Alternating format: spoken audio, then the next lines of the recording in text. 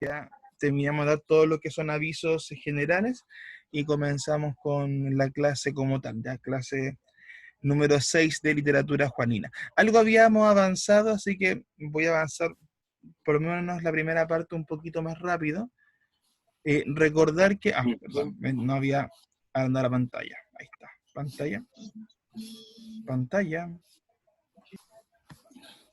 Ahí se supone que está la pantalla. A ver, ya. Ahí, ¿ven la pantalla bien? ¿La de Juanina? ¿Sí, no? Juanina. Sí, literatura juanina. No, se ve la pantalla, ¿no? A ver acá, denme un segundo. ¿Acá? ¿Estamos ok? ¿Literatura juanina? ¿Se ve, hermanos? ¿Alguien que me diga sí, alguien que me diga no? Mi profe, se ve bien. Gracias. Ok, entonces, la semana pasada habíamos comenzado con esta clase, o sea, ya con el Evangelio como tal. Recordar que la división que estamos ocupando, ya gracias, me respondían que se veía bien. Recordar que la división que estamos ocupando tiene que ver con uno de los múltiples bosquejos que usted puede encontrar del Evangelio de Juan. Como les dije la vez pasada, el tema de los bosquejos no hay uno solo. Depende mucho del autor, del escritor que lo haga. Ustedes mismos pueden hacer un bosquejo de un libro bíblico y va a quedar diferente. Usamos este que es más que nada por un tema de que es uno de los más comunes. No es el único, ni siquiera es el mejor. Puede ser que usted encuentre otros que son mejores. Y va a ser una de nuestras bases para ir trabajando ciertos temas, lo cual no quiere decir que a veces hay clases que sean más extensas o más cortas, aunque sean más o menos capítulos, porque ya que Juan trabaja más que nada con palabras y elementos clave, nos centraremos más bien en eso que en el sí lo duro del capítulo. Ok, entonces estamos en la parte 1, que es lo que se denomina el prólogo. Disculpe que ahí está agregando la gente que nos faltaba, así que ahora están apareciendo todos. Ok, entonces, prólogo lo vimos recién, y esta clase número 6, que ya la habíamos comenzado, es denominada la clase de el Logos. Una palabra que muchos hemos escuchado porque el Evangelio de Juan, especialmente ese inicio que tiene, es uno de los fragmentos de la Biblia que muchos citan. Es un texto que de hecho no es desconocido, todo lo contrario. Debe ser de los más conocidos del Nuevo Testamento. Ahora bien, habíamos leído este versículo la vez pasada porque era la introducción a uno de los temas teológicos más relevantes que nos plantea el primer capítulo de Juan, que tiene que ver con el tema de la encarnación, la doctrina de la encarnación. ¿Ya? No confundir con reencarnación, que es una cosa media budista, así que no vamos a hacer comparaciones que no correspondan acá. Ok, en ese sentido, la doctrina de la encarnación, que es literalmente la idea de hacerse carne, esto lo habíamos visto a finales de la clase pasada, por eso voy a ir un poquito más rápido. Literalmente, es hacerse carne, hacerse vida, hacerse esto, piel, ¿ya? No confundir con una carne de vacuno, como de ganado, no. La idea de la carne, de lo que es el cuerpo físico. A nivel más cristiano, teológico, lo entendemos como un acto de humillación y amor, ambas líneas, del cual Cristo se despoja de su divinidad, la cual siempre tuvo, para hacer su nombre de carne y hueso. O sea, habla la palabra de que voluntariamente Él deja esa humanidad, su posición en el cielo, su trono, como usted le quiera decir. Ahora, habíamos también visto que sobre la encarnación, algunas ideas generales. La primera es un pilar del cristianismo. Ya es un pilar en muchos sentidos, porque él, si lo vemos de un punto de vista hasta histórico, es algo que le da una identidad muy distinta al cristianismo en función de otras religiones. El rol que ocupa Dios, el Hijo de Dios Cristo, en el sentido de hacerse parte de la humanidad, no aparentar serlo, no convertirse en una deidad, no ser un ser, iluminado, que en algún momento llegó a un plano existencial distinto y se hizo Dios. No, de este ser que es 100% Dios y 100% hombre. Es una doctrina atacada e incomprendida, como lo veíamos la vez pasada, por lo compleja que es. No es fácil de entender a la de la encarnación, no es un tema sencillo, o que pueda pasar, ¿cómo se puede decir? Que pueda pasar desapercibido, no, es un tema complejo. Y por último, si lo vemos desde una visión ya más realista nuestra, el cristianismo sin la encarnación, si no tuviese eso, sería una fe vacía, sería una fe mentirosa, porque el gran sacrificio que hace Dios, que nos da a su Hijo unigénito, no tendría sentido si este Cristo fuese un hombre cualquiera, o si fuese un Dios que no siente dolor, que no siente esa molestia. No, tenía que tener ese sufrimiento humano que tiene obviamente una persona, y también tenía que ser hombre, tenía que sufrir, tenía que sentir ese dolor. ¿Ok? Eso nos plantea, como les decía la vez pasada, dos naturalezas. La naturaleza más humana de Cristo, que es la que podemos entender, que es la que podemos, la que es más tangible, la que la podemos imaginar de diferentes formas. Yo les ponía la semana pasada el ejemplo de las típicas películas de Semana Santa, Jesús de Nazaret, La Pasión de Cristo, donde tú ves cómo se comparte, cómo comparte Cristo con las personas, cómo lo ves en el día a día. Eh, la imagen de este Jesús pelo largo con barba, que es probablemente la imagen más icónica, se ha hecho desde ese Jesús hombre. Pero es interesante que a nivel audiovisual, llámale películas, series, todo eso, tengamos esa visión tan marcada del Cristo hombre, pero una visión no tan notoria del Cristo más divino, de ese Cristo todopoderoso. Que jugamos un poco con esa imagen de Apocalipsis que narra Juan al comienzo, que hace el paralelo de ese hombre con este ser ya en full poder, por decirlo así. Ok, deme un segundito, por favor.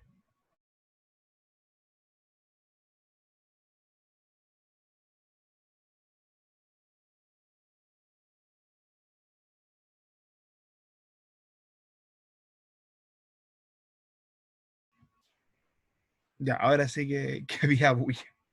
Ya, disculpen, ya, cerramos. Entonces, les decía yo eh, que esta doble naturaleza que usted encuentra acá es un poco esta idea de paralelo. Esta contrariedad, no contrariedad, pero este desafío que nos plantea el concepto de encarnación. Cómo el mismo ser puede tener dos naturalezas, cómo el mismo ser puede tener dos estructuras. Y eso es lo que en general nos plantea la doctrina de la encarnación, de cómo se da eso.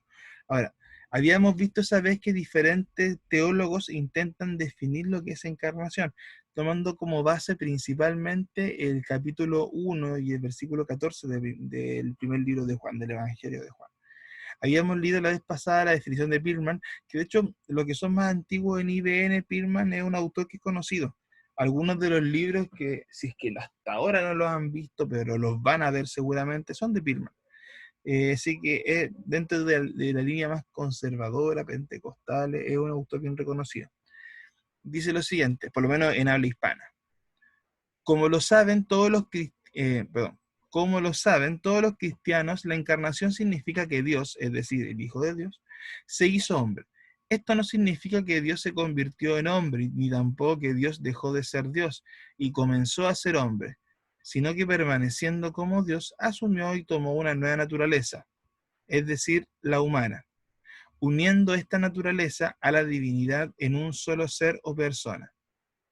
Esa persona que es Jesucristo, hombre, o sea, verdadero Dios y verdadero hombre. Un poco lo que les decía, que por una acción voluntaria asume esa naturaleza distinta, asume esa categoría que aunque originalmente no es suya, la adquiere, la adopta. ¿Cambia? Hay cambio. Otro teólogo, Bill Scott, nos agrega esta segunda reflexión. La encarnación significa entonces que el Hijo de Dios verdadero que el Hijo de Dios, verdadero Dios, desde toda la eternidad, con el curso del tiempo, se hizo también verdadero hombre. Ya está el tema, esta idea de que es verdadero, no es una copia, no es una coraza, no es un envase, por decirlo así, un cuerpo falso, no, verdadero Dios y verdadero hombre.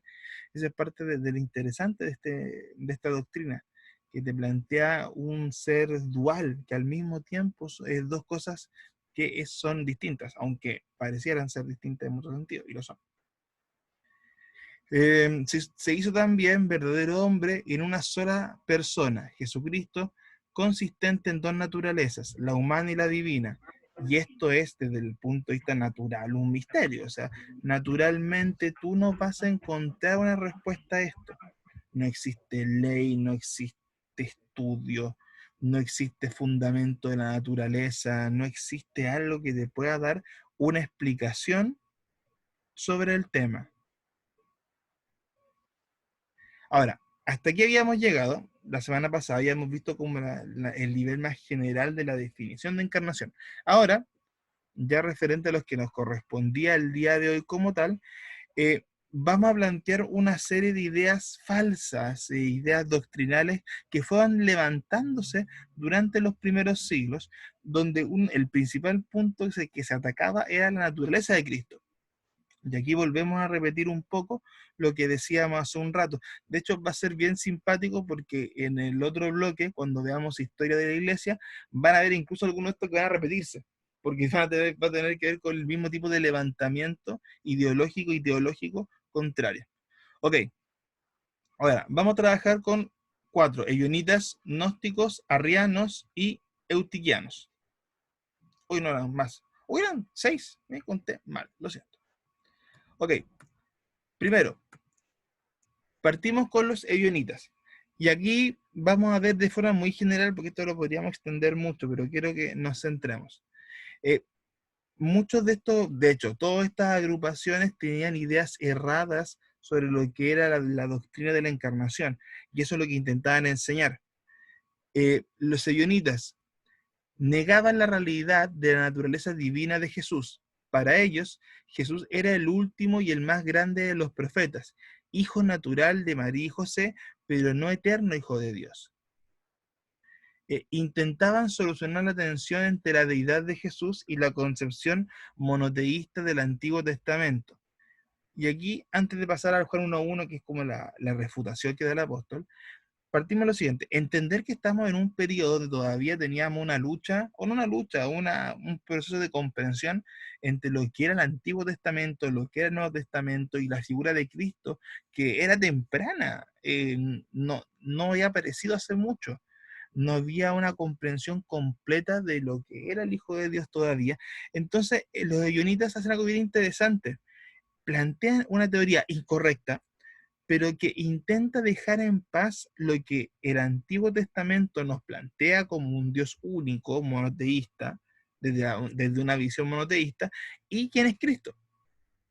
Porque una de las cosas que marca mucho el Antiguo Testamento y te la deja más que clara de un montón de maneras, es que Dios es único, y que no hay otro Dios. Entonces, la idea de Cristo a nivel temprano genera esta confusión. Es un segundo Dios, hablamos de politeísmo, hablamos de dualidad. Entonces, los ebionitas, para cortar esa discusión, de entrada, ¿qué es lo que te dicen? No, Jesús no es divino. No lo es. Es el Hijo natural, es una persona poderosa, es el último de los profetas.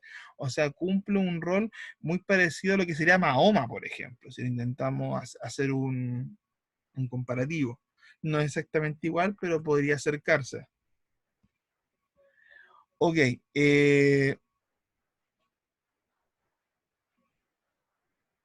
ya.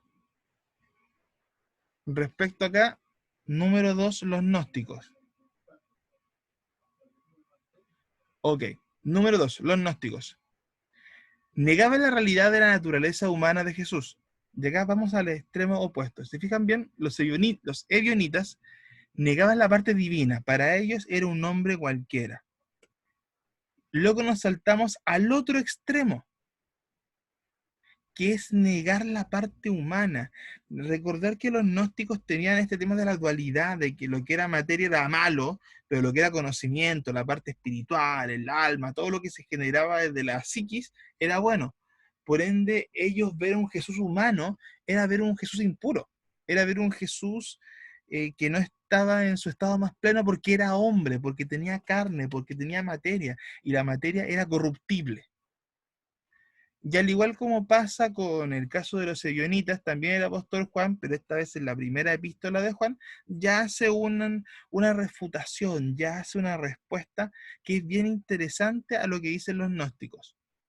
Ahora, no sé si alguien tiene Biblia en mano, ahí directo que me pueda buscar primera de Juan 1:1, para que juguemos un poquito con el versículo. El que sea, y se pone su micrófono en audio y que lo lea. 1:1. Primera de Juan 1:1. Amén, dice, lo que era desde el principio, lo que hemos oído, lo que hemos visto con nuestros ojos, lo que hemos contemplado y palparon nuestras manos tocante al verbo de vida. Fíjate que lo que lee Sara, ¿qué versión es esa, Sara? La Valera. Ah, ya, perfecto, súper. Vamos a la más tradicional. Fíjese que la Reina Valera, y de hecho en las otras versiones también, ocupan muchos verbos que son hasta de contacto, tocar, estar, presenciamos, estuvimos. Juan lo que está diciendo es, yo estuve con esta persona, que era una persona con la cual yo pude compartir, pude estrechar lazos, o sea, estuvo ahí. No era simplemente el ser divino que estaba arriba, también fue un hombre. ¿Qué tiene que haber? Que sufrió, que tuvo hambre, que tuvo sueño, que tuvo sed. Entonces, acá tenemos los dos primeros que son dos opuestos, el extremo ebionita y el extremo gnóstico. Ambos que negaban un aspecto o una línea de naturaleza de Cristo. Insisto, entendiendo que desde el punto de vista de la encarnación como doctrina, Cristo es 100% humano y 100% Dios al mismo tiempo. O sea, no es esto. Entonces, entendiendo eso, tenemos dos extremos primero que todo. Ahora vamos a algunos que comienzan a hacer algunas mezclas ya un poco más extrañas respecto a la idea de la encarnación. Bien, acá hay algo interesante. Los arrianos, que también los vamos a ver en la historia de la iglesia, por eso les digo de que van a haber nombres que se les van a repetir. Ellos afirmaban la preexistencia de Jesús, ojo, la preexistencia, pero negaban su divinidad. Enseñaban que había una diferencia entre Dios el Padre y el Hijo, y decían notoriamente de que el Padre era mayor y era eterno, el Hijo no. El Hijo fue una criatura creada como un ángel o superior a un ángel, pero creado. Arrio, que es el líder de esta agrupación, los arrianistas, sostenía que la deidad no podría aparecer sustancialmente en la tierra. O sea, un Dios en la tierra, o Dios en la tierra, o el Hijo de Dios en la tierra no tenía sentido. Por lo mismo, un poco por lo que argumentaban los gnósticos, por la naturaleza de la tierra. Si la naturaleza de la tierra era corrupta, ¿cómo Dios podía nacer de ahí? Se daba por sentado que Cristo era una esencia que Dios había creado, como les decía, casi como si fuera un ángel, que él lo hizo posteriormente, que había descendido a la tierra y que había tomado para sí un cuerpo humano. Incluso algunas versiones de esto hablan casi como de una posesión. Es como que esta creación de Dios Cristo va y posee el cuerpo de un bebé recién nacido naturalmente. Otros que hablan de que toma esta forma humana, pero siendo una criatura creada por Dios primeramente. O sea, Dios lo crea para que esté en el vientre de María, nazca y todo lo que conocemos. Siguiente, eutiquianos, disculpen. Ahora, aquí pasa algo más interesante porque ellos van más allá y hablan de una naturaleza nueva, por decirlo de una forma.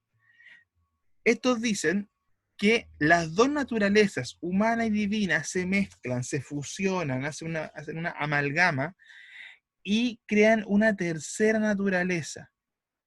¿Ya? Algo que es diferente y que no tiene nada que ver con la divinidad y con la humanidad, una cosa distinta, como cuando uno era chico mezclaba plasticinas de colores y te quedaba un color muy parecido como al barro, como a algo iPhone, disculpas, lo disculpo por llegar tarde. Era el pastor Juan, me parece que iPhone. Que falta de respeto, Dios mío, este hijo de Dios, a los siervos del Señor. No, pastor, o sea, si que usted y cualquiera, si se entiende que la hora a veces no nos acompaña. Entonces, eutiquianos hablan de una naturaleza mezclada. O sea, no es divina, no es humana, es ambas, pero que hicieron una cosa distinta. Vuelvo al ejemplo de los colores, que es lo mejor que se me ocurre. No era humano ni divino, era otra cosa.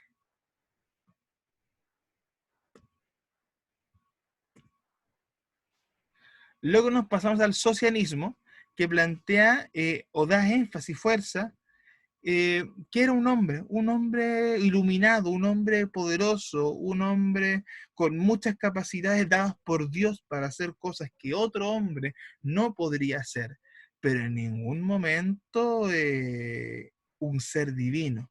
De hecho, como dice en el segundo punto, ellos incluso atribuyen de que la adoración que Cristo recibe es una señal o que debería ser una señal más de respeto por sus logros, por sus hechos, que una señal de divinidad.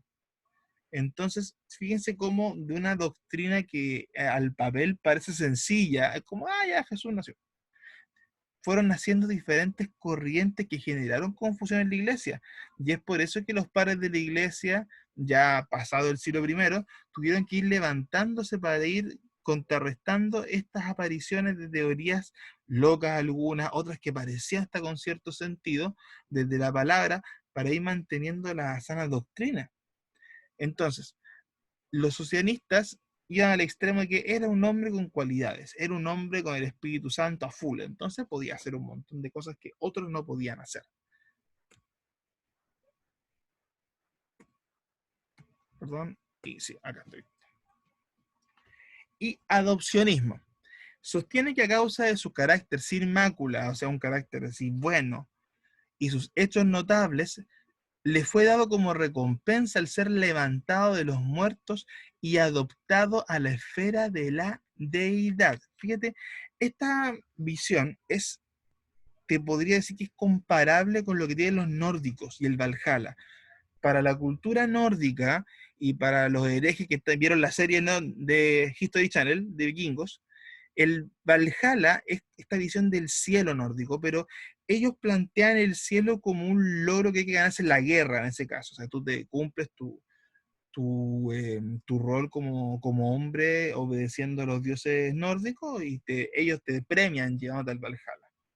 Entonces hablan de que este hombre para Dios, para Jehová, era tan espectacular, era tan grandioso, era tan único Cristo, hizo las cosas que nadie más podría haber hecho, entonces que Dios lo premia convirtiéndolo en un Dios.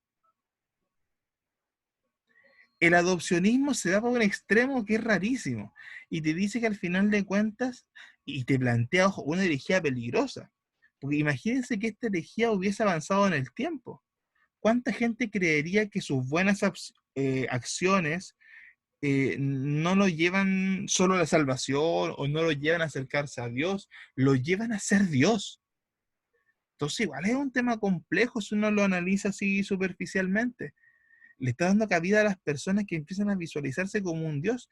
Imagínense los tiempos actuales, que todavía hay muchos problemas con sectas, donde los líderes de X secta eh, se, aunque mira, fíjate, no se declaran dioses, pero son tratados como dioses. Imagínate que esto existiera con la misma fuerza que en ese tiempo. Los tipos se declararían Dios y, o sea, llegarían a un nivel distinto de proclamación porque tendrían una base que sería en este caso una doctrina. Gracias a Dios que no avanzó. Y que estos personajes que andan dando vuelta por ahí hacen daño, obviamente, pero no tienen un respaldo tan potente o una forma no es respaldo, no tienen una facilidad tan grande para tergiversar la escritura, porque ojo, la pueden tergiversar igual, pero por lo menos hay ciertas cosas un poco más fundamentales que no les es tan fácil trabajar. Perdón. Esto lo habíamos leído recién, pero un poco para hacer el cierre.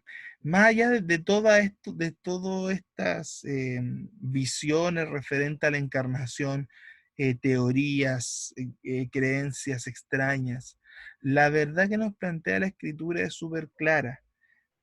Cristo, 100% Dios, 100% hombre. no más, no menos, ambas naturalezas, ambas expresadas, ambas vivenciadas.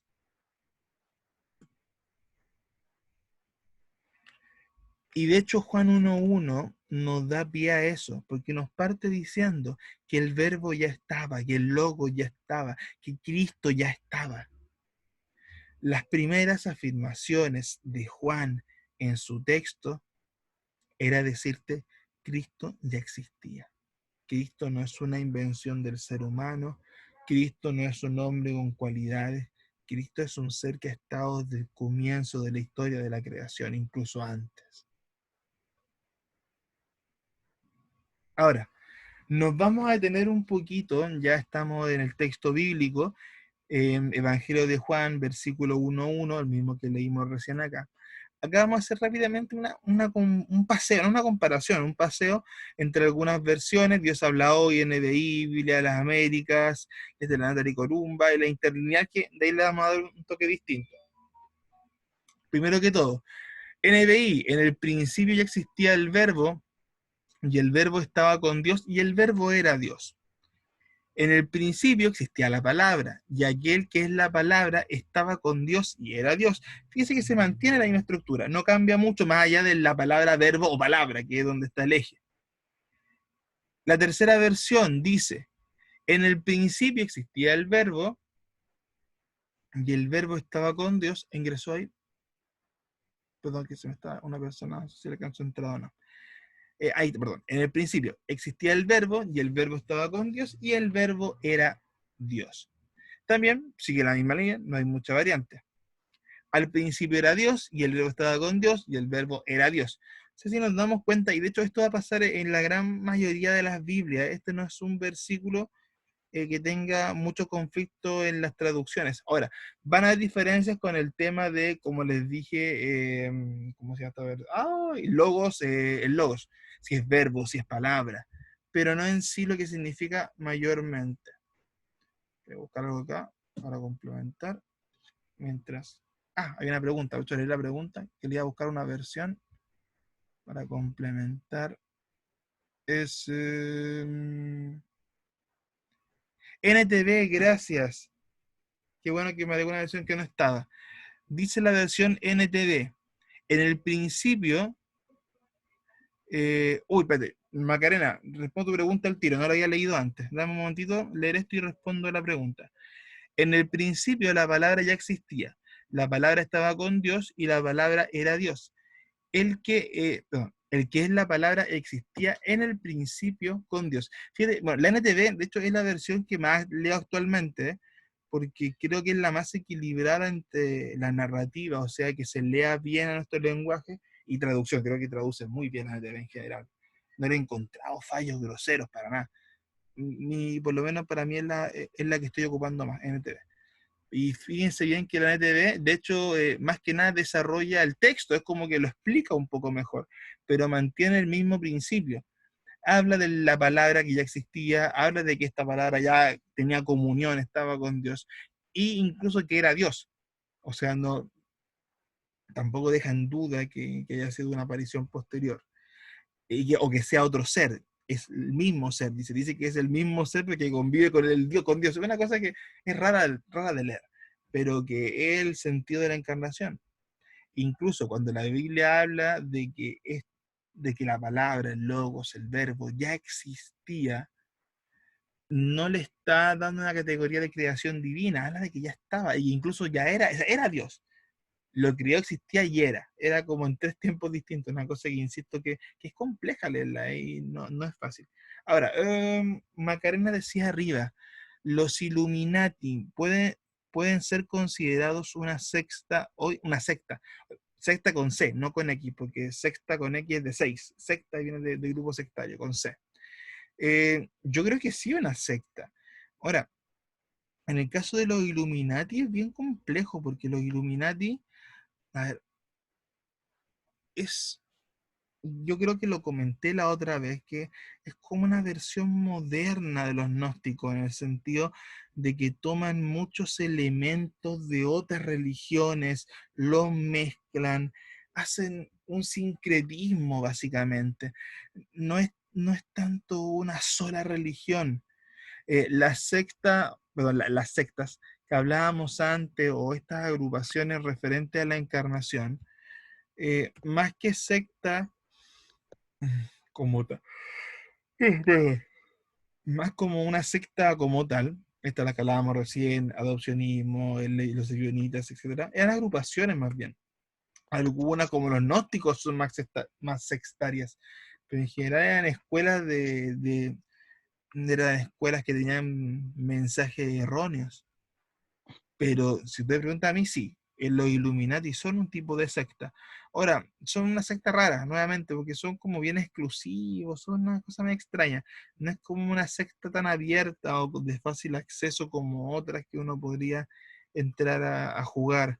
El caso de los mormones, probablemente, que es una línea ya muy extrema del cristianismo y que algunos lo denominan como secta. Pero los Illuminati sí, creo que es una, pero una mucho más cerradita. Ya, ok. Y por último, la versión interlineal, que la vamos a ver al tiro. Así que acá está. Versión interlineal. Para los que no saben, ¿qué quiere decir una interlineal? Quiere decir que literalmente hace la traducción palabra por palabra. Cuando uno, por ejemplo, lee una Biblia NTV, una Reina Valera, cualquier Biblia, son traducciones del texto original, pero que en muchos sentidos se acomoda, ojo, no el significado de la palabra en la mayoría de las veces, sino que la parte gramatical, para que cuando uno lo lee tenga un sentido en la lectura, no sea una lectura que carezca de orden. Es como cuando, por ejemplo, los que tomaron inglés en el colegio, todos tomamos inglés en el colegio, creo. Eh, Cuando uno toma inglés en el colegio, te das cuenta que para traducir una oración del inglés al español o del español al inglés, no puedes simplemente cambiar las palabras, porque hay unas ciertas reglas gramaticales que tú tienes que aplicar para que la oración tenga sentido. Por ejemplo, para una persona de habla española, de habla castellana, es fácil aprender, o sea, es más fácil aprender inglés que una persona de habla inglesa aprenda español, porque el español es mucho más complejo como lenguaje. Entonces, cuando un estadounidense tiene que traducir, por ejemplo, cosas al español, se complica mucho porque es una forma gramatical más compleja. No puede simplemente cambiar palabras porque las reglas gramaticales de nuestro idioma tienen más elementos que debes considerar. Entonces, volviendo a la pregunta, o sea, al comentario, la Biblia interlineal es un formato de Biblia que, al igual como aparece acá, hace una traducción palabra por palabra. No busca hacer un arreglo gramatical para que te sea a ti más fácil leerlo. Lo que está buscando es que tú tengas la palabra por palabra que tiene el versículo. Ahora, uno podrá preguntar, profesor, ¿eso es bueno o es malo? Desde el punto de vista de estudio es bueno. O sea, de hecho yo les recomiendo para cuando ustedes, si pueden, o bájense una de internet, porque tienen que haber, hay de esta de internet. Cuando tú haces algún estudio de algún pasaje, de algún versículo, lo mejor es un interlineal, lo mejor. Porque tú puedes buscar la palabra exacta y esa palabra en griego, puedes buscar el significado y puedes hacer un estudio mucho más minucioso. Que sin embargo leer una versión normal que puede tener una traducción correcta, pero muchas veces no es correcta la traducción, o usan otro tipo de palabras que no son las más adecuadas. Disculpen, lo estaba poniendo en silencio, que me estaban llamando acá al lado y no corresponde. Ya, entonces, ese detalle. Esa es la diferencia de un interlineal. Ahora, ¿cuál es mejor? Yo creo que las dos son necesarias. Para un estudiante de la Biblia, el interlineal sí, debes tenerlo. Creo yo que es una buena inversión. Digital, creo que es lo más práctico. Venden en físico, pero creo que son más caras. Entonces, por un tema práctico, si puedes en digital, pero en digital. Creo que yo tengo una en digital. Ahí voy a echar una mirada, se las puedo mandar. Podría ser. Voy a buscar si todavía tengo ese archivo como tal. O si no, hay programas como Listword, por ejemplo, que tienen Biblias digitales también con interlineado. Entonces, ahí tienes otra posibilidad u otra opción. Ok. ¿Qué más se explica acá? Y por último, la utilidad de las otras Biblias, obviamente que son más fáciles de leer. O sea, un interlineal para leer un relato complejo te muere en el proceso, porque, insisto, no les va a cuadrar el lenguaje, el entendimiento, va a ser complejo. Es como cuando uno en el colegio leía el Cantar del Mío Cid. El Cantar del Mío Cid, si tú no tienes un conocimiento general del español antiguo, del castellano antiguo, perdón, y que te guste mucho leer, es un desastre, porque es un libro que es enredadísimo. Y cuando uno entiende el lenguaje es mucho más entretenido, porque ya la agarra el hilo. Acá es lo mismo, sería un despropósito leerlo. Por eso uno es recomendable que tenga diversas versiones, te dan diferentes puntos de vista. Por ejemplo, hay gente, y yo lo recomiendo igual, que tiene versiones NDI o lenguaje actual para hacer lecturas rápidas. Es como para entender el pasaje, para entender lo que pasaba en el evento. A veces ocurre mucho en libros como Reyes, que tienen historias más complejas, más enredadas a veces, te sirven mucho para eso. Y después irte a una versión un poquito más técnica o un poquito más exacta, como en este caso la NTD, por ejemplo, digo que es un buen caso, que son, o un interlineal, que ya son más específicas. Ya, luego de haber hecho la tremenda publicidad que hice a las Biblias, avanzamos un poco a esto. En el principio, o un principio, era el Logos, y el Logos estaba con el Dios, y Dios, un Dios, era el Logos. Fíjense bien que incluso no escapa tanto, ¿eh? Obviamente hay tan de la gramática que se corrigen, pero mantiene la misma idea. Habla de un principio, habla de que en ese principio estaba Dios, o sea, el Logos, habla de esta idea que la vamos a ver en un rato más, y que el Logos estaba con Dios, y que el logos era Dios, o sea, mantienen el mismo eje, con diferencias, pero no hay gran cambio. O sea, aquí tampoco podríamos argumentar que las traducciones al español de la Biblia atacaron el versículo, lo cambiaron, no, es casi exacto. Ya. Ahora bien, dentro de estas consideraciones teológicas, acá, bueno, es lo mismo que les mostré recién, solo que en un formato un poquito más elaborado, que incluye la transliteración, más bien la parte latina, el griego, que está acá arriba, la transliteración nuevamente al griego como un lenguaje más cercano con nuestros símbolos, y por último la traducción que ya habíamos revisado también. Ahora, luego de toda esa introducción nos vamos de lleno al concepto de logos, que es uno de los ejes principales de esta parte del Evangelio. Primero que todo, vamos desde lo más básico. Es el término griego que más se usa para palabra en el Nuevo Testamento. Primera idea general, palabra. Ocasionalmente se le da otros significados. Tú lo puedes encontrar como razón, como causa, motivo o como un mensaje más completo. Pero la forma más común y la más usada del griego es palabra. Por ende, si retrocedemos a las versiones, muchas usan la idea correcta, palabra, palabra, otros usan verbo, pero la idea palabra es exacta al literal. Respecto a lo que nos dicen estos versículos, vamos a ir viendo algunas consideraciones más bien teológicas. La primera, el verbo estaba en la creación. Ya nos dice, en el principio estaba. En la creación, ya antes de la creación, ya tenemos una verdad clave del versículo 1. Estaba desde el principio. Esta revelación dada en este como introducción que nos dan del Evangelio, ya no, con esas puras frases podemos sacar algunas conclusiones. La primera, que hay un aspecto de divinidad. O sea, si este logos estaba en la creación, no es un ser creado, porque estaba antes, es que ya existía. Y que tiene que haber tenido un vínculo muy íntimo con el Padre, siendo el mismo, para que se entienda la idea. En segundo punto, que lo vamos a ver en un momento, su obra como agente de la creación, porque hay algunos que podrían decir, ya, perfecto, el logo estaba, existía, pero ¿qué hizo? ¿Para qué estaba? ¿Cumplía alguna función? Entonces también se da un tema de una función creadora o como un agente de la creación, que lo vamos a ir viendo de ahí.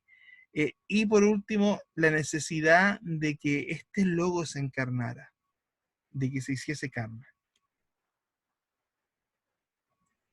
Ahora, si nos vamos a los idiomas originales, hay algunas referencias que te dan a entender esta preexistencia del logos y que además de la preexistencia tiene este rol activo, O sea que no era un ser que simplemente existía y que daba vuelta y que estaba, sino que tenía una esencia, tenía una función. Salmos lo menciona algunas veces como un agente creador. No veremos esos versículos, pero sí me interesa que veamos el de Génesis, que es mucho más conocido y creo que es más explicativo. Y y dijo Dios que exista la luz y la luz llegó a existir. Acá pasa algo bien interesante y seguramente los que tomaron el ramo de Pentateuco con Cristian tienen que haber visto esto. Yo conociendo a Cristian tiene que haberse los pasado. Que es el tema de la gente de la creación. Cuando tú lees el relato de la creación de los primeros capítulos de Génesis, te das cuenta que es muy interesante la forma en la que Dios crea. El agente o la manera que él ocupa es la palabra. Y Dios dice que se haga esto y se hizo. Y Dios dice que se cumpla esto y se cumpla. Que Dios dijo ta, ta, ta, ta, ta. O sea, te das cuenta de que el eje de la palabra siempre está presente. Ahora, tú podrás decirme, de tu computadora, Patricio, me estás estafando. ¿Qué tiene que ver eso? ¿Es una coincidencia o es una expresión poética? Pero ojo que también el apóstol Juan ocupa la expresión logos para hacer esta comparación. Nos conecta al Antiguo Testamento con el Nuevo Testamento. Ya nos está diciendo, este logo ya estaba, este logo fue la forma en la que Dios creó y estaba presente. Y cuando, como veremos un poquito más adelante, cuando veamos el rol del logos y de qué nos servía, se van a dar cuenta que Juan también, desde la sabiduría que Dios le permitió tener para ese momento, hace esto adrede y ocupa estas palabras adrede. Ahora bien, para entender eso hay que entender la doble función del logos. ¿Qué era el logos para los griegos y qué era el logos para los israelitas, para los hebreos? Recordar que cuando veíamos un poco a quién iba dirigido este evangelio, decíamos que no era solamente para griegos, era un evangelio que era para los cristianos que estaban recién conociendo, los cristianos helenistas, y también un tema evangelístico. Entonces, el logos tenía una doble función: la función para los griegos, o cómo ellos lo iban a leer e interpretar, y cómo los hebreos iban a leer o interpretar la idea del logos. Ahora, yéndonos un poquito más al eje acá. Como les decía hace un rato, para los griegos, donde está, aparte del significado palabra, la idea del logos también es razón, es conocimiento, es entendimiento. Entonces, ese eje nos sirve un poco para entender cómo los griegos veían el logos. Para ellos, aludía como filosofía a una idea de la razón. Ojo, como filosofía. Como palabra, como les dije, tenía diferentes significados. Pero relacionado con el aspecto filosófico es un término que se relacionaba con la razón, el pensamiento, esto que les decía acá. Reflejaba la convicción de que la divinidad no entraba en relación con la materia. Lo que les explicaba hace un rato con este conflicto del Cristo humano y divino. Esta idea de que lo que tiene que ver con la razón, la parte más espiritual, lo que era lo divino, el alma, no tenía que conectarse con lo terrenal, con lo que era sucio, que en este caso era la parte carnal, la materia. Ahora, ojo que acá hay cosas bien interesantes, y acá tengo que irme un poquito más atrás, porque el logos para los griegos, aparte de ser un concepto filosófico, llegaba mucho más lejos. Menciono dos casos en particular. Para Heráclito, que era un reconocido filósofo, y fíjense, estamos hablando de 500 antes de Cristo, no es un contemporáneo de Jesús, para nada. Heráclito reconoce al logos como un principio ordenador, o sea, esta razón, esta divinidad, no era solamente lo que estaba al lote. Heráclito ya hablaba que esa divinidad era un principio ordenador, un principio que le da estructura al universo. Recordad lo que leímos en Génesis 1, para que vayamos conectando ideas para dónde va todo. El estoicismo, que también es un movimiento, en algunos casos igualaba la idea del logos a la idea de espíritu, de neuma. O sea, para un grupo tenía esta idea de principio ordenador y otros lo comparaban con el espíritu, este neuma, esto que está incorpóreamente, que los griegos llaman, que nos rodea, que es nuestra parte inmaterial. Sumado a esto, algunas de las conclusiones que pude ir rescatando es que un logos habitaría en cada persona. Ellos te dicen que este neuma, que este espíritu, que este principio ordenador está con nosotros. Fíjense, yo ojo, no estoy hablando de la parte cristiana. Fíjense que lo que los griegos hablaban del logos. Llegaban a decir de que el logos estaba presente. Estaba presente en la creación, estaba presente como un espíritu, y que además estaba habitando en cada persona. El logos dentro del ser humano permitiría moverse en armonía con el logos del universo.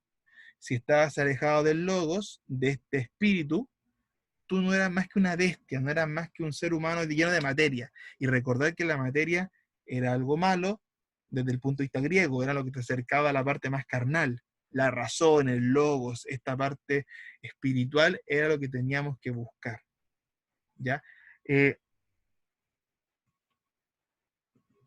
Ya, espérense. Voy a leer esto último que también se complementa la idea del logos griego, y luego dejamos preguntas, porque yo sé que para muchos esto debe ser una bomba de información, así que voy a hacer una pausa para responder dudas, hay que responder para luego avanzar a esto. O sea, a lo siguiente, perdón.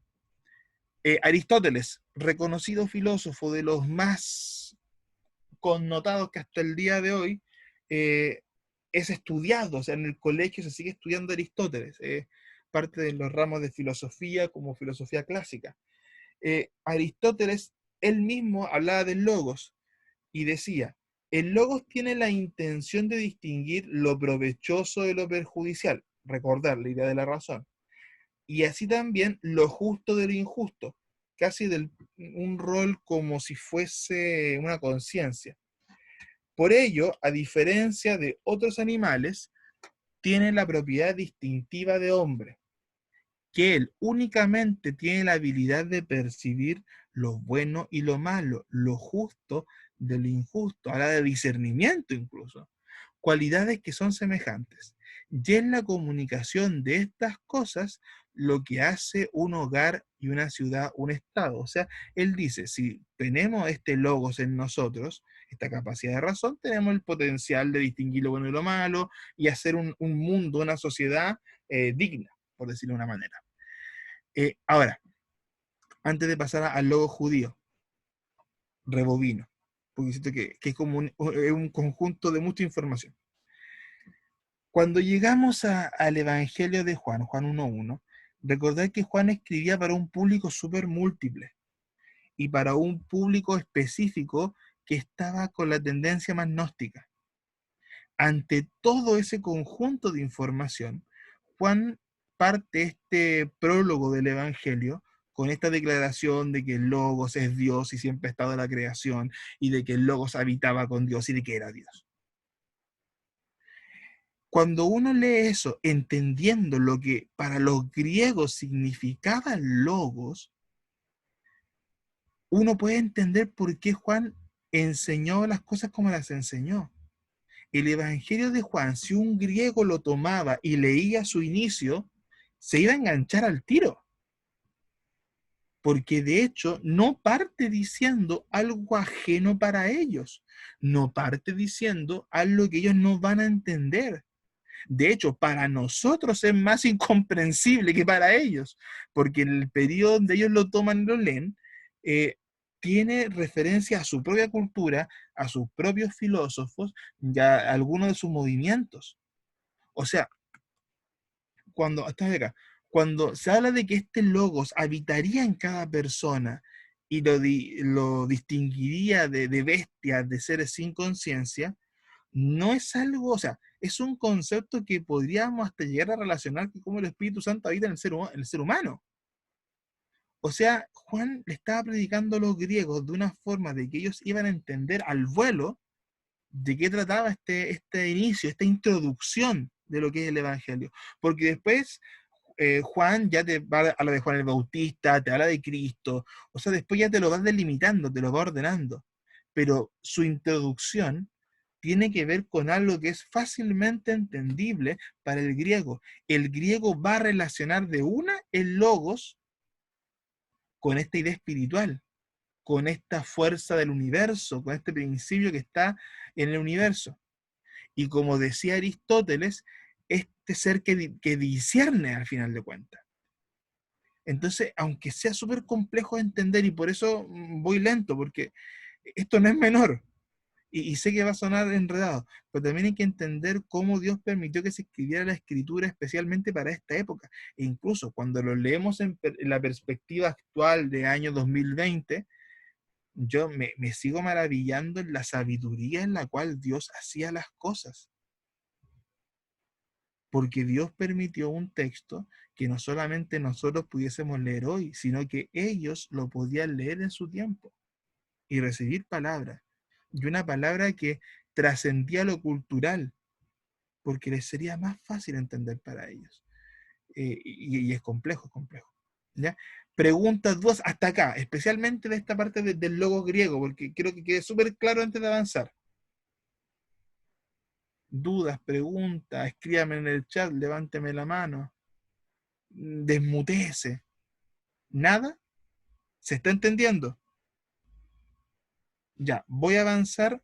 Mira, quería haber avanzado más, pero que esto es lento inevitablemente. Voy a avanzar en la parte judía. Ya para dejar esto, vamos a dejar esto cerradito. Uy, era más de lo que yo pensaba ya. Oh, quería hacerlo de la... Uy, pensé que iba a ser más de lo que yo pensé. Pensé que me iba a demorar menos. Pero veamos esto, lo que podamos avanzar unos 15 minutos antes, un cuarto para las 8, vamos a hacer la pauta. Ya veamos cómo podemos avanzar hasta ese momento. Veo dos preguntas, las veo al tiro.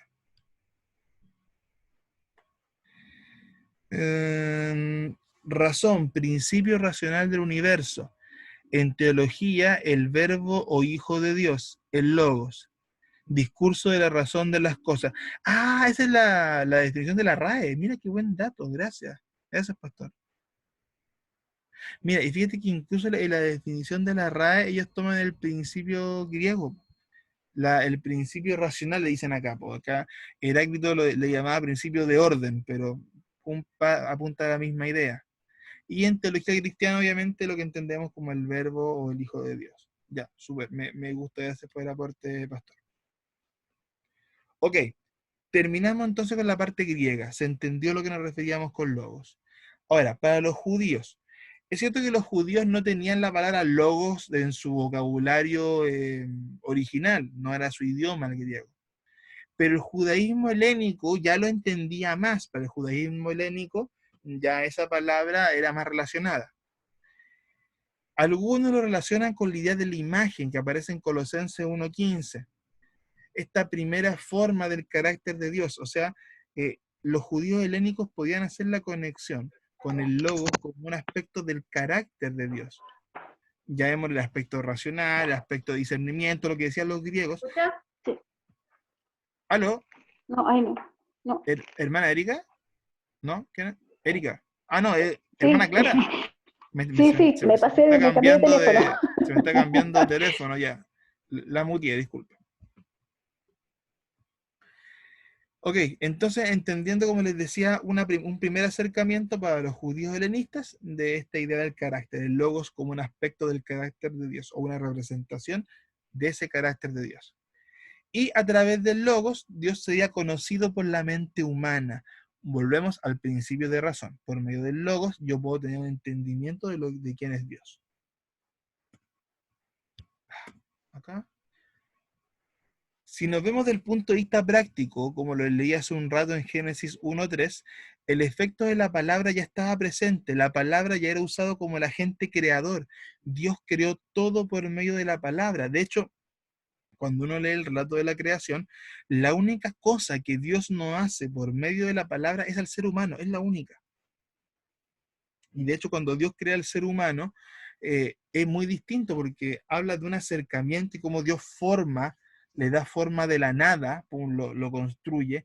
Creo que es yetzá o yatzá, esa palabra en hebreo, o arameo, perdón, que habla de dar forma de la nada. Es el único momento donde el discurso cambia y donde no se dice que Dios dijo que se hiciera esto, es la única parte donde Dios se acerca, toma, moldea, da de su espíritu y crea al ser humano. Pero el agente creador ya está desde el Génesis 1 y lo mencionan reiteradamente, sin duda. La idea de los targúmenes hablan de la palabra divina, ¿ya? Y, disculpen, eso, uy, lo había buscado, lo de los targúmenes, pensé que no lo había, disculpen, pensé que lo había agregado en la diapo como un anexo, que había buscado para, por si me lo preguntaban.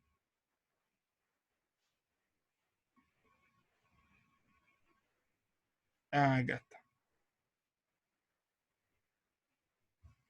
Ya. No, el Targúmen es como la traducción en hebreo de la Biblia, en arameo y hebreo. Es como que rescatamos y la transformamos en el idioma arameo, ¿ya? Pero también, incluso en esta edición aramea del Targúmen, también nos vuelve la referencia de que es la idea de la palabra divina. Ahora, en el arameo también ocupa otra expresión, que es el memra, hablar, si nos pusiésemos desde una explicación más práctica. Y este hablar, como te aparece en Génesis 1, también describe la misma idea de la actividad creativa de Dios. Dios se está creando por medio del habla. Y si nos vamos al verbo clave, vará, que es el verbo que está en Génesis 1:1, en el principio Dios creó, ese creó es vará. Y de hecho es muy interesante porque el verbo crear en el Antiguo Testamento, este vará, solamente lo ocupa Dios. O sea, nunca te va a decir en el Antiguo Testamento de que Moisés vará algo. No. Solamente Dios ocupa el vará. Entonces, todo se va relacionando a esta idea del principio creador por medio de la palabra como agente creativo, esta idea de la palabra divina que dice el Targúmen, y el memra como esta idea de hablar del arameo, como que digo las cosas y se hacen. Entonces el concepto de este verbo, de esta palabra, no es raro ni para judíos ni para griegos. Es un concepto que era entendible, insisto, que lo podían comprender o asimilar. A diferencia de la filosofía griega, que veía el logos como la razón, ya este tema del pensamiento, para Juan el logos era esencialmente la palabra, el agente de Dios en la creación. Él es Dios, ¿ya? Estaba desde el principio, estaba con Dios y era Dios. Y se encarnó, se hizo carne, ¡pum! Y él lo resume en dos grandes expresiones, revelar al Padre y redimir a la humanidad caída. Objetivos claros y precisos. Recordar que Juan presenta a Cristo desde la línea de la revelación, revelarlo a él, no tanto la salvación, o sea, la salvación sí, pero no tanto revelar ese aspecto. Él quiere que nosotros como lectores nos quede claro que es el Hijo de Dios. Lo revela, lo muestra, que no haya duda. Volvemos al mismo tema de la encarnación, para que no hubiesen dudas, de que Él no era solamente un hombre cualquiera, como algunos postulaban o decían. Él no era un hombre cualquiera, era Dios y era hombre. Y un poco ya a modo de cuadro de resumen, y yo creo que vamos a tener que dejar hasta acá. Ya, tenemos que avanzar lo que podamos. Me quedé más corto de lo que pensé, lo lamento.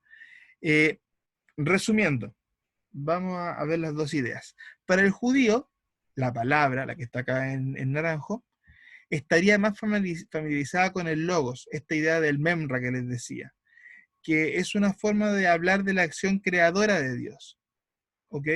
Este carácter de Dios, es un aspecto creador más de él. Y sin embargo, para el griego se relaciona más con la idea de la razón, ¿ya? Este pensador nato, como decía Aristóteles, este logos que nos permitía reflexionar, analizar y crear comunidad, pero que también desde la parte más filosófica representaba esa fuerza creadora que llegaba a habitar en nosotros, que nos diferenciaba de los animales y de las bestias. Ahora, resumiendo todo esto y volviendo al tema de los griegos, que era uno de los ejes a los cuales iba dirigido el Evangelio. En resumen, para los griegos el logos era lo que nos hacía ver la diferencia del bien y el mal, este discernimiento que decía Aristóteles. Todas las cosas suceden por el logos, también lo decíamos hace un rato. fuerza creadora del universo, fuerza regente que estaba presente, era un juez de la verdad, era la mente de Dios, era la razón de Dios, era el que mantiene la estrella del universo, es el que mantiene el orden de todo, y hace que los días y las noches sucedan, o sea, tiene un rol que es divino en la práctica. También nos agrega, todas las cosas están hechas bajo el control de Dios, o del logos de Dios, de la razón de Dios, de la palabra de Dios. El instrumento creador, como lo decíamos hace un rato, por medio del cual se había hecho todo. El intermediario de Dios y el mundo, porque también, como decíamos, un poco lo que mencionaba Heráclito y los estoicos, de que ese logos habitaba, y si habita me permite tener esa conexión con la razón, esa conexión con Dios.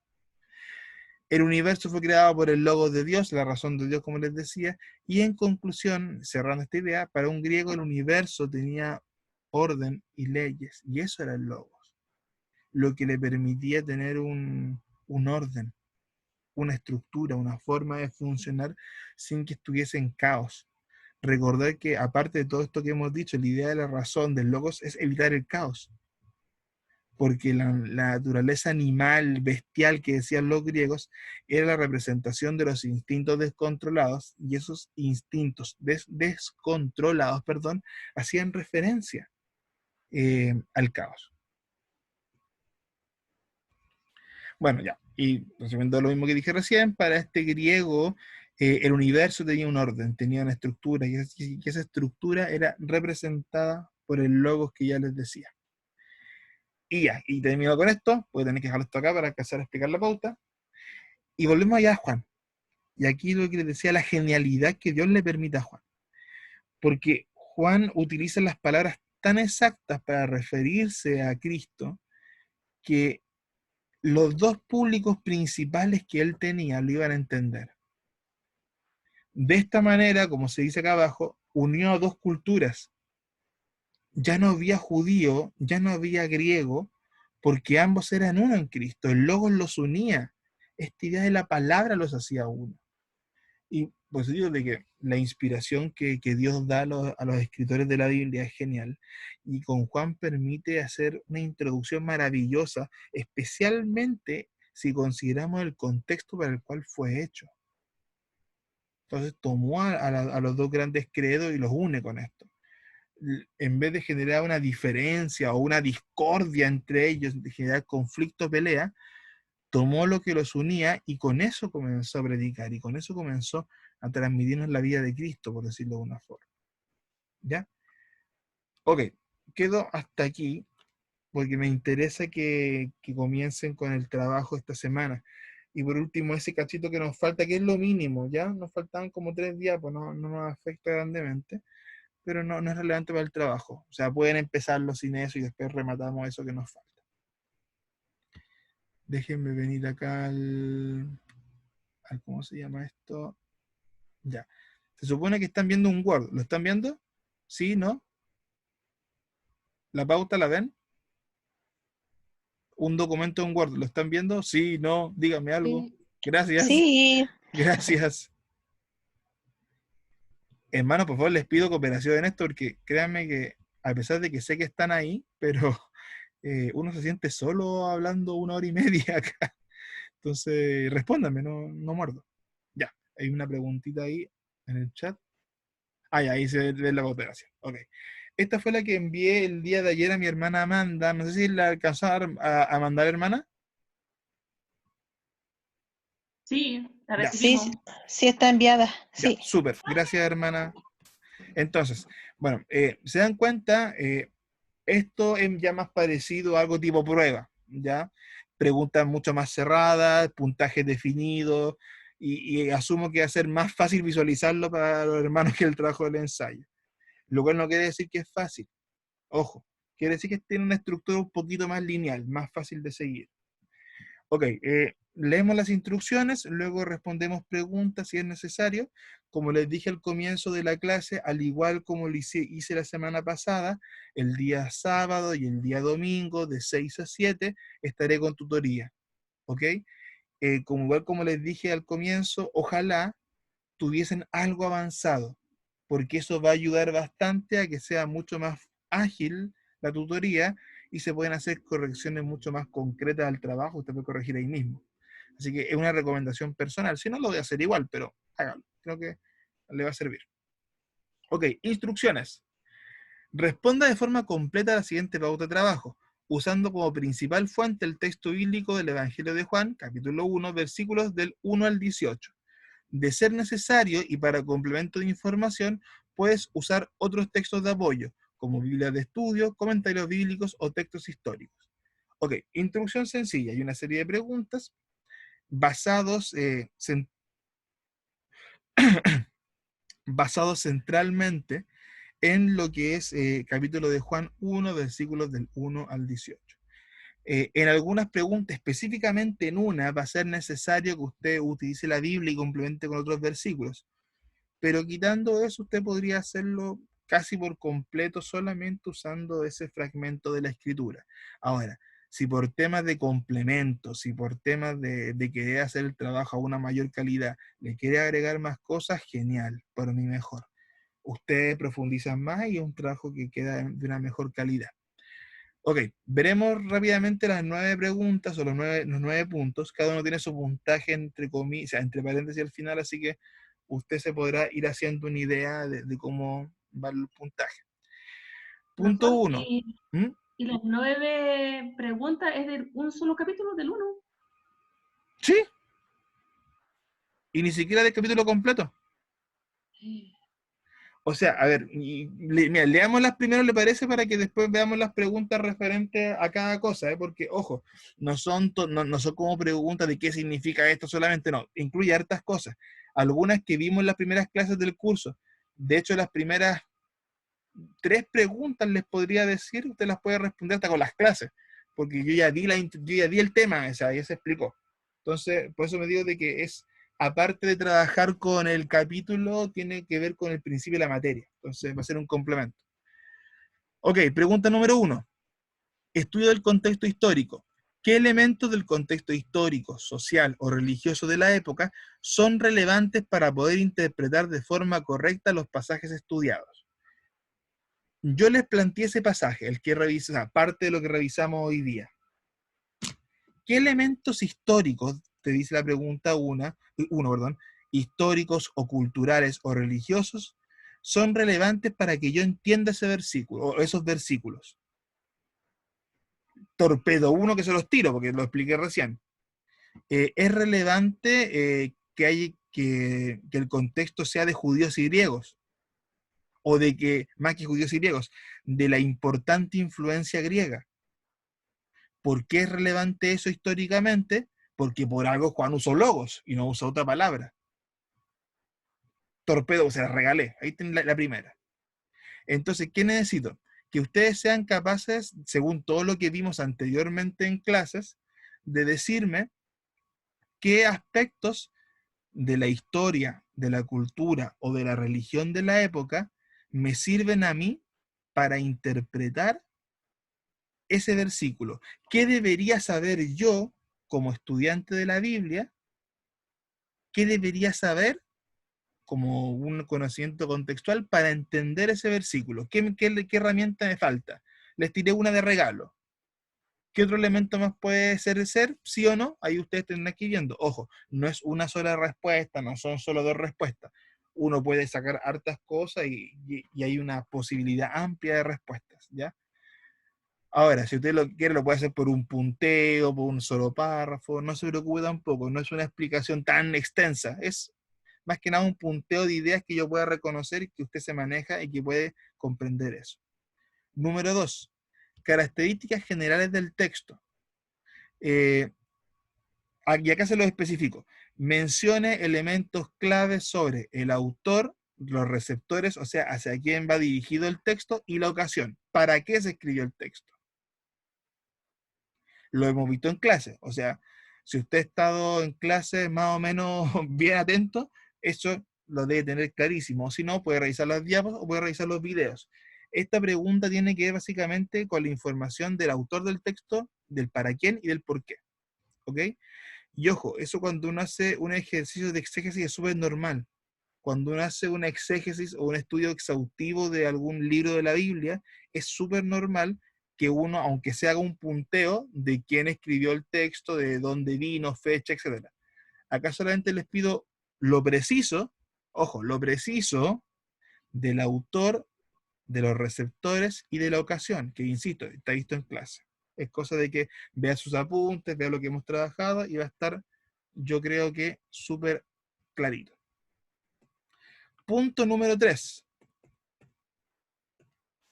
Características cristológicas del texto. ¿Qué quiere decir esto? ¿Qué características sobre Jesús nos plantea específicamente el Evangelio de Juan? ¿Qué lo diferencian en relación de otros evangelios? También visto en clase. A pesar de que esa pregunta no está dirigida específicamente a los versículos, sí tiene que ver con el libro más bien en general. Pero también lo hemos visto en clase en las diapos. Esa pregunta, usted es perfectamente capaz de responderla con lo que hemos visto en clase. Insisto, no quiero testamentos de respuesta. Sea preciso, sea exacto, sea claro. ¿Ya? Vuelvo a la base. No quiero que me llene hojas y hojas de respuesta. Sea preciso. Y ya de la 4 en adelante ya comenzamos a trabajar con los pasajes exactos. Punto número 4. Análisis estructural. Realiza un breve bosquejo sintético de los primeros 18 versículos del Evangelio de Juan. ¿Qué es un bosquejo sintético? Es esto. Disculpe, acá. Que fue el que les mostré al principio de la diapo de hoy día. ¿Están viendo el Word o el PowerPoint? ¿PowerPoint? ¿Sí? ¿No? Respóndanme. Está ¿El el PowerPoint? Power. Está el Power. Gracias. Porque si no me quedan igual. Este que usted ve acá es un ejemplo de un bosquejo sintético. ¿Qué quiere decir en palabras muy sencillas? Es una estructuración del libro, en este caso el Evangelio de Juan. ¿Qué les pido yo? Que de estos primeros 18 versículos usted me haga una estructura similar a este estilo. O sea, por ejemplo, del versículo 1 al versículo 5 habla de esto. Del versículo 6 al versículo 8 habla de esto. Del 9 al 12 de esto. Y así sucesivamente hasta el 18. Son poquitos versículos. No les estoy pidiendo un libro completo. No, les pido solamente 18 versículos. Que les dé una estructura muy similar a lo que usted ve acá. No quiero que me explique nada. Solamente que me ponga la división que usted haría de esos versículos. Cómo usted los ordenaría. Y el formato de este estilo es lo mismo que yo le pido. No le pido más que eso. Insisto, no me explique nada. Solamente las divisiones que usted le coloca. Normalmente colocan como el subtítulo o el nombre para clasificar. Póngalo, le va a ser más fácil. Ahora, al igual como les explicaba antes, en la pregunta 4 no hay una sola respuesta correcta. No existe una solamente. Es lo mismo que yo les explicaba del Evangelio de Juan. El Evangelio de Juan tiene un montón de bosquejos sintéticos distintos. Algunos tienen algunas cosas parecidas, otros no. Pero en esencia no hay una sola respuesta correcta. ¿Qué es lo que yo voy a considerar de esta respuesta? Que sea una respuesta que tenga sentido. O sea, que tenga un sentido como usted lo dividió. Tampoco es algo exigente, me refiero, no les voy a pedir el detalle exacto. No, no, simplemente que o que el ordenamiento que usted tiene, que usted hizo de los versículos sea entendible, que tenga un sentido, nada más que eso. ¿Ok? Número 5. Pasajes complementarios o paralelos. Pregunta, ¿existen pasajes en el mismo evangelio que complementen la idea central? Usted me va a decir sí o no. Segunda pregunta, ¿en otros evangelios existen pasajes que complementen la idea central? ¿O en otros libros de la Biblia existen otros pasajes? ¿Qué quiere decir esto? Usted va a leer un montón de veces esos 18 versículos y usted va a sacar los temas principales. Trata de esto, de esto. Ya hablamos de parte de eso, así que ya tiene por lo menos claro 2 puntos importantes, el logos y la encarnación. Eso ya están clarísimos.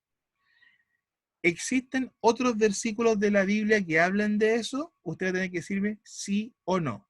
primero, si en el mismo Evangelio de Juan existen otros versículos que hablen de los temas centrales, sí o no. Después, en otros evangelios, sí o no. Y después, en otros libros de la Biblia, sí o no. ¿Ok? Ojo, no tienen que ocupar las palabras exactas. Muchas veces no van a ocupar las palabras exactas, pero que hable del mismo tema. Por ejemplo, hablamos de la encarnación hoy día. ¿Qué otros pasajes hablan de la encarnación? O te dan una idea parecida de la encarnación. Los casos más comunes. ¿El apóstol Pablo habla de la encarnación de alguna parte? Sí, no, ahí tendrán ustedes que ir buscando. Ojo, pueden compartirse versículos, pueden ayudarse, se llaman, se conectan en Zoom entre ustedes. Ayúdense. Yo, por favor, aquí, si te pueden ayudar a compartir esa información, háganlo, es súper bueno. Y aquí sí les pido, y sale acá marcadito al final, que me expliquen brevemente. Breve, o sea, puntual, por qué, o habla de esto, o se relacionan por esta forma. Una línea, 2 líneas máximo, no más que eso. Luego de eso, el punto 6, temas centrales de los pasajes. ¿De qué tratan los pasajes? ¿Tiene un tema central? ¿Tiene 2 temas centrales? ¿Tiene 3 temas centrales? Usted lo va a definir. Y también explique brevemente qué temas son.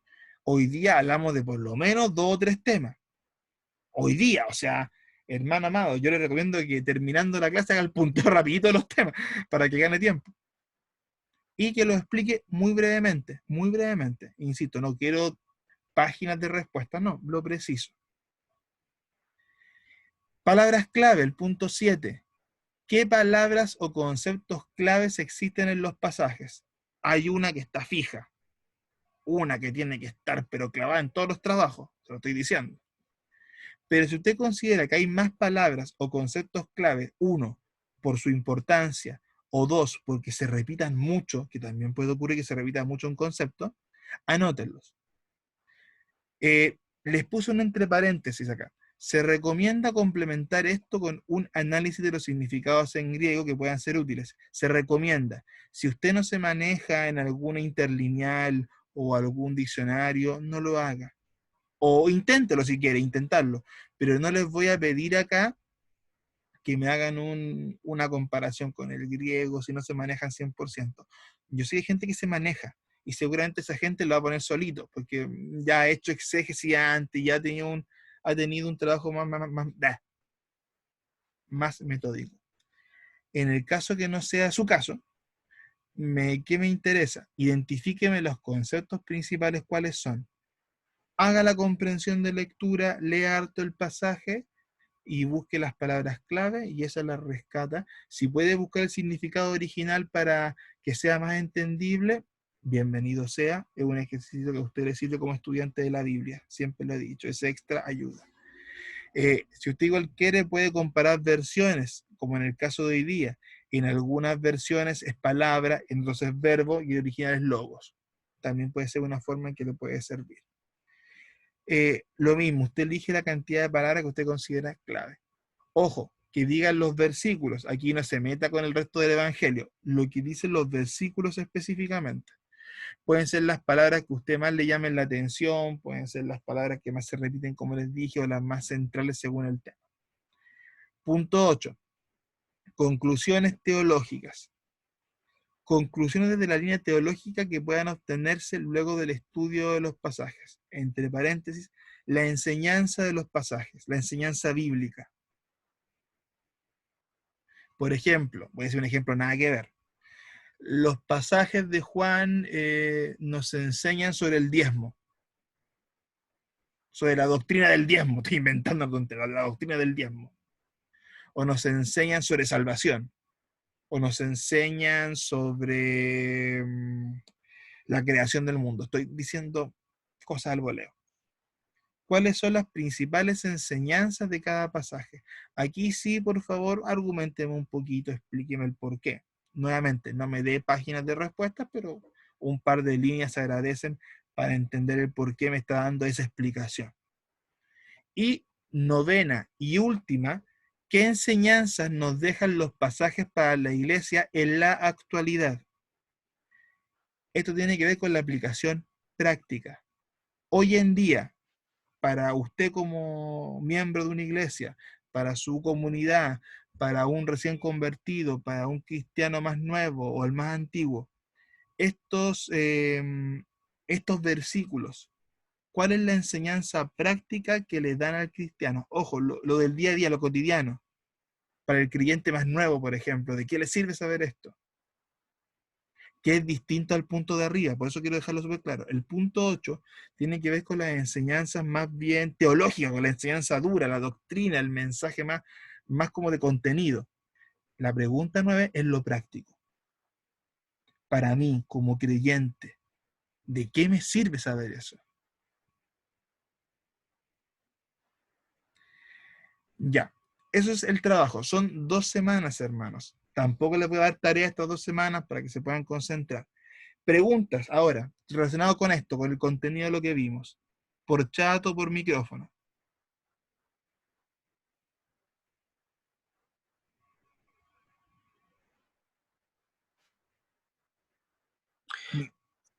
Hermano Patricio, ¿cuántas hojas son más o menos? No, hermano, aquí no les puse una cantidad de hojas, la verdad, no les puse un límite. Lo que sí les pido, como les fui repitiendo durante la explicación, que las explicaciones sean precisas, que sean justas, cortitas, no se explayen demasiado, no. Explicaciones muy precisas y cortas. No les dejé un límite, porque por ejemplo hay algunos que tal vez en la pregunta 4, por ejemplo, de la estructura van a ser más divisiones o menos, y va a ser más tedioso. Pero sí les pido de que todo lo que implique explicaciones breves, no les estoy pidiendo un gran desarrollo o una explicación compleja del tema, que sean lo más precisos posible. Pero un límite, como límite de cantidad de páginas no hay, así que ustedes pueden ir como más la acomode trabajando. Gracias, Patricio, muchas gracias. Ya. Otra pregunta más. Sobre las 9 preguntas, ¿se entienden? ¿Están claras? ¿Alguna que no entiendan? Voy subiendo de que estamos chequeando. Estaría al parecer todo entendido. Hermanos, por lo menos las primeras 3 preguntas son de lo que trabajamos en clase. Disculpe, supongo sí. que uno puede ir preguntando a medida que uno va desarrollando el tema. Sí, o sea, cuando lógico. uno vaya desarrollando una pregunta, la respuesta y salta alguna duda, uno puede consultar, mandar un correo. No, obviamente, mire. Yo prefiero los WhatsApp que los correos porque me es más fácil ubicarlos. Pero sí, sí, ningún problema. Como les digo, Antofagasta está en cuarentena, voy a estar en la casa, así que no tengo mucha más excusa. No, sí, hágalo. Insisto, para mí lo ideal, por un tema de orden, sería que fuese la tutoría del sábado. Pero si por ese motivo, como usted dice, hermano René, durante la semana usted fue respondiendo y surgió alguna duda así como muy puntual, me escribe o me llama y le respondemos. Claro que es más probable que las dudas salgan cuando uno esté haciendo el desarrollo de las Sí, preguntas. obviamente. Sí, no, ningún problema. Por eso, como les decía, tanto sábado como domingo van a haber tutorías porque también se entiende que puedan salir dudas ahí, pero si es durante la semana, me escriben, me llaman y respondemos. Así que tranquilo, pero obviamente pueden surgir dudas en el proceso. Ya. Otra duda respecto a las preguntas como tal.